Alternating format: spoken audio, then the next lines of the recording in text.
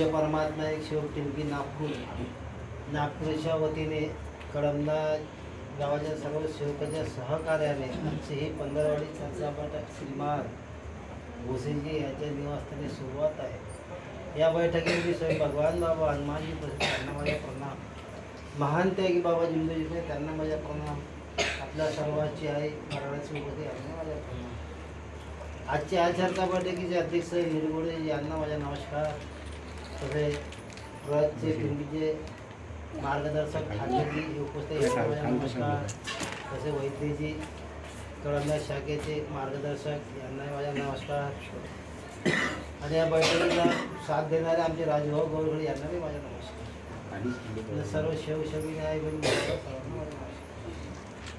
आजची ही चर्चा बैठक बाबा दिलेले 4 तत्व 3 शब्द 5 चिन्हे आणि सगळं खंडन या विषयावर होत आहे। मला अध्यक्ष साहेबांनी मार्गदर्शन करण्यासाठी त्यांचे फार आभार आहे। आता प्रत्येक सेवकाने परमेश्वराचे सुंदर चांगले गुण गावले। आता या ड्रायव्हर साहेबांनी एक सांगितलं का सेवकाला समजतो मार्गदर्शन करायचे अन्यथा करायचे नाही। मी एवढंच म्हणेन की आपण ज्याही मार्गदर्शकाजवळ आपण कार्य घेतले त्या मार्गदर्शकाच्या शब्दाला मान देऊन साहेबांनी आपले सुख दुःखासाठी जे बी जर वाटलं त्याचे जो शब्द निघले त्या शब्दाचे जर पालन केलं तर आपल्याला कोणाला टीका टिप्पणी द्यायची जरूर पडत नाही। पण आपण कसं असते वैद्य जेव्हा गाडी घेतली तर माझ्यामध्ये विचार मी आपल्यावरती सांगेन तर त्यांनी राजभाऊ जेव्हा आपल्यावरती सांगा ते मन त्याच्या कसं तर माणसाचं किलबिल केली होते। म्हणून एकच ध्येय धोरण जेव्हा बी ज्याचे बी मार्गदर्शकाचे आपण कार्य घेतले ज्या वैद्य जेव्हा घ्या ठाकरे जेव्हा घ्या कोणा घ्या जेव्हा बी सुख दुःख येते आपल्या मार्गदर्शकाला विचारा। तुम्ही 10 लोकांना जर विचाराल तर 10 लोकांचे मन तुमच्या मनात असतील तर 10 व्यक्ती आपल्याला कोणी सांगते। म्हणून ज्या तारखेला आपण वचनबद्ध झालो ज्या मार्गदर्शकाकडून त्याला दुःख सुख सांगा। तो तुमच्या परमेश्वराला सामोर ठेवून जाईल आणि तो तुमच्या याचा हल काढेल। मागं गजानन भोंगाडे याच्या घरी हवन झालं होतं त्याच्या घरी किती सेवक गेले ते त्या घरी फोटो उलटी आहे मग घरी असं झालं हवन उलटा की मग मला विचारलं मी एकच सांगितलं होतं या जे मार्गदर्शकाने सांगितलं असेल ते सर्व सही आहे। त्याच्या घरी जर फोटो उलटी असेल हे अजून काही असेल तर त्याच्या भगवान तुझ्या मार्गदर्शक तू नाही तुला समाधान आहे ना 42 दिवसात तुला कार्य केलं ना मग मी त्याला फोटो उलटी केली सीधी इकडली फोटो इकडं लावले म्हणजे मी ना एकच सांगितलं का मी याच्यावरचं बघू नका या मार्गदर्शक आपली गोष्ट खरी। आणि आता बार कधी बैठकी बाबा माझ्या धंदा झाला ते बाबा धंदा येऊ द्या गिऱ्हाईक घेऊ द्या ह्या साऱ्या प्रॉब्लेम नाही पाहिजे।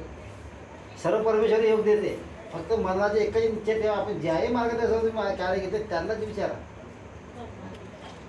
तर खरंच तुमचं जीवन चांगलं उज्ज्वल होईल। आणि त्याच्या शब्दाला महत्त्व द्या तो तुमचा मार्गदर्शक आहे। बाबांना म्हणलं होतं का माझ्याजवळ आलं तर चालत पण मार्गदर्शक तुमचा गुरु या बैठकी ज्या तुमचं हे आहे। म्हणून मी एवढंच विनंती केली तुम्हाला एका तुम्ही ज्या जो बी आज बी कच्चीचे असेल पक्कीचं जर पुरा आपण ज्याही मार्गदर्शनाला जोडलं त्याला तुम्ही विचारा तो सांगा परमेश्वराला आणि त्या शब्दाने मान द्या त्या मार्गदर्शकाच्या चिंकीतला असो या कळमण्याचा असो या तर कुठचा बी असो। म्हणून हे याच्या कसं मन भिन्न भिन्न होतं याच्यात आपण हुशार माणसं राजूभाऊ जेव्हा बसलं राजूभाऊ आपल्याकडे सांगत माझ्याकडे माझ्या घोसेभाऊ आपल्याकडे सांगत आणि त्या माणसाच्या मनात फील्डमध्ये जो म्हणते त्याला तर मला तर सांगितलं त्याला तर म्हणतं असं मार्गदर्शक आणि प्रत्येक मार्गदर्शक 12 नियमाच्या 13 कोणाजवळ नाही आहे। त्या ठाकरेजी जेव्हा जा तरी 12 भेटेल वैद्य जेव्हा जा ढोंगे जेव्हा आणि त्या मंडळ जा फक्त तुम्हाला 12 तत्वनियम शब्दावर मार्गदर्शन कर 13वर नाही करू शकत। 13वर जर करत असेल तो खूप हुशार माणूस आहे तो माणूस खूप हुशार।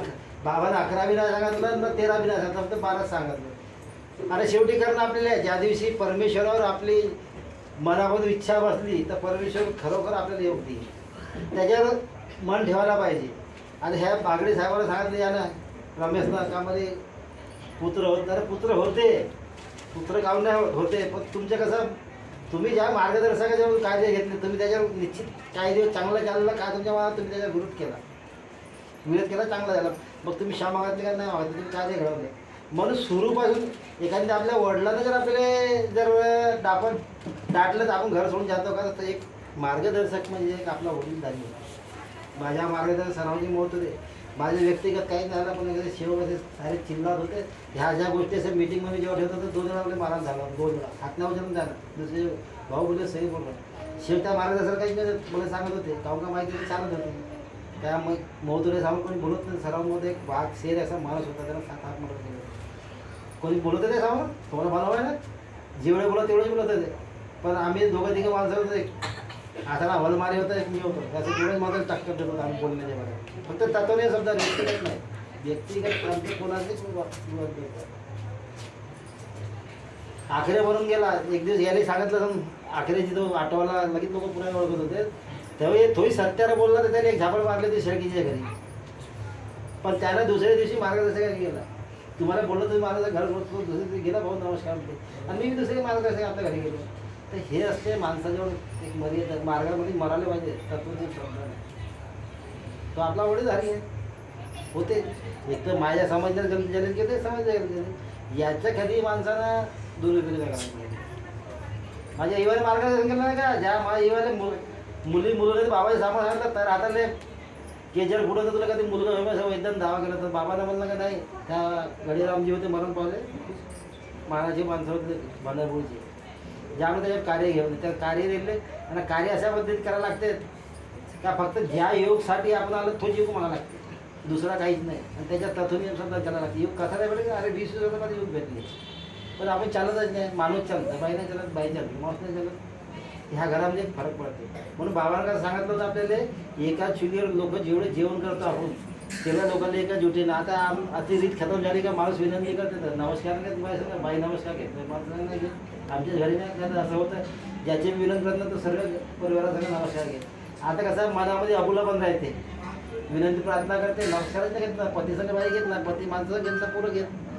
तर म्हणून बाबाला आपल्याला तेवढंच शिकवलं तर एवढे काय चुलीवर जेवढे आपण अनाथ बघतो, तर सर्वांना तेवढेच लोक विनंती प्रार्थना पाहिजे. सर्व ज्याचे बी विनंती प्रार्थना आहे सर्वांनी एकामेकांना नमस्कार घेतला, त्याच्या आपुलं पण दूर होते. म्हणून आपल्यावर त्याचं आपुलं पण राहतं, हे कारण असते होते. त्याचे कार्य निवड तेच करायला लागते. मागं मी सांगितलं मागच्या वेळी की त्या बाईनं संतानासाठी आली होती, तर ते एकच शब्द दे, बाबा मला पुत्र पाहिजे, बाबा मला पुत्र पाहिजे, फक्त काहीच नाही बाबा, ते एवढंच शब्द देत, बाकी काहीच नाही करत. आणि नियमाच्या कार्यक्रम पालन करायला लागतं, आपल्यासारखं काही होऊ शकत नाही. ज्याला खूपच त्रास असला तर बरोबर करते. मग काही लोक काही बी बोलत तर त्याच्यात सही शिकला पाहिजे. माझ्या घराच्या बाजूला कमीत कमी तिथं राहिलं तर 2-3 वर्षामध्ये चिडव म्हणतात, 3 वर्ष मैं बाबा वाला मैं भगवान को मानता, मैं भगवान को मानता, मेरे घर में आए, मी झाडं तोड या खूप रंगाच्या मी असा पाहून असं चालला जाईल. फक्त परमेश्वराला सांगतो, बाई पत्नी 3 दिवसाला याला मारायचं काय, मला पोट्याला कुठं नाही जाऊ दे, याला जाऊ दे. 3 वेळा इथे असा मोक्का आला का मला लहान पोरानं धरलं तर पकडलं तर मैदानात चप्पल मारलं त्याने. हां, अरे मी त्याला सोडलं मरून जाणे, म्हटलं जाऊ द्या, म्हणलं काय करतो. अरे म्हटलं ह्या मूर्ख झाला, मी दुसऱ्याला सांगावं म्हटलं पोलीस झगडा करायला पैसे लागते, कुठं पण झगडा नाही हवं. पोलीस स्टेशनमध्ये गेला ना, झगडाच्या केला, रिपोर्ट दिला तर 5-10 हजार त्यालाही भरावं लागेल, तर बरं भरावं लागेल. म्हणलं हे 5-10 हजार आपल्या पोरं शिक्षणात जर लावले तर पोरं चांगल्या पद्धतीने जाते. पोराचे जो आहे ना, पोलिसाला देण्यापासून काय भेटणार आहे, दोन्ही बाजू पैसा काय पोलिसवाला. हं, अरे मी एवढं त्याला सांगा काय, ह्या एवढा झगडा करण्यापेक्षा पोलीस पोराला शिक्षणात लावा, पोराला चांगले विचारात द्या. आता आमचे पोरं आता माझ्या घरी सोचलं बी नाही, तर आज 4 फार्मसी झाल्या, 4 मुलीकडे 2 झाल्या, 2 आमच्याकडे झाल्या, आणि मुलीकडे म्हणजे चहाची ते 10 रुपये ती 5 लाख रुपये तरी 5-5 लिटर झाले. तरी आम्ही मेहनत करतो, तरी मला 20,300 रुपये पेन्शन भेटते, तरी मी 20,000 बाहेरून कमवतो. कोणामध्ये दुकानात बसा मी नाही बसत, मला माझ्या जेथपर्यंत शरीर चालते तेथपर्यंत मी काम करतो. ज्या दिवशी आम्ही त्या दिवशी बसेन दुकानामध्ये. परमेश्वराला खूप सुख समाधान, मला काही जरूरत नाही काम करायची, पण मी माझ्या शरीरासाठी करतो. तुम्हाला मालूम पाहिजे, मी बटेट 12 बुला करतो माझ्या छाती. मी डॉक्टर 2 महिने चालतो, मग 2 महिने 12 बुला 3 लाख लागायचं म्हटलं, 3 लाख करायचं 12 बुला करायचं, मग छाती पडत मी कामात नाही केलं. भगवंताच्या घरी सांगितलं, शालूच्या घरी चर्चा बरोबर म्हटलं बाबा मी काही ऑपरेशन करत नाही, ते काही काम नाही, फक्त मी आयुर्वेदिक दवा करतो. मी कधी एक गोळी नाही खाता, आता निवडा झाला, फक्त आयुर्वेदिक औषध करावं लागलं तेव्हा मला 2-4 काम. नाही मी ना शुगरची गोळी का BP का नाही करता. ते परमेश्वर येते, त्याचं शरीर झिजवा लागते. दया समाज शांती मानवाच्या मनात नेहमीच पाहिजे. काहून का आता ह्यामध्ये रागमध्ये येते. पुराणा महोदयाने मार्गदर्शन केलं होतं, रंबाळ कोणीतरी आले होते मार्गामध्ये, जो झगडा झाला तर परमेश्वराला सांगायचा, बाबा यानं असं केलं, त्याला लावले जे तो मेला, असे 2-3 मेले. एवढा मोठा करण होता या मार्गामध्ये. बाबाच्या लक्षात आलं, अरे ह्या का कमला शेव, बाबानं ती शक्ती कमी नाही तर शेव एवढी विनंती लावा तिकडे शेव मरत होता. अरे म्हणे मानव होते त्याच्या पोरावर कोण पसंत जन्माला म्हणून एवढी दया समाज शांती पाहिजे मानवाची. ठीक आहे मी मानव कर्म करता चुकीचे मात्र माझ्या बोलण्यात कोणाची आत्मजा बुद्धी असेल माझ्या संग 15 दिवसात काही लहान मोठ्या भूल चुक्या ज्या झाल्या असं कळत नाही का त्याकरिता मी भगवान बाबा हनुमंता क्षमा करते महान ते युवा जुंदीला क्षमा करते इथं बसलेले आजचे चर्चापैकी अध्यक्ष यांना क्षमा करते मला क्षमा करते शेवकिनी आई बहिणी मिळवा सगळ्याला क्षमा करते. कन्नाशिवाई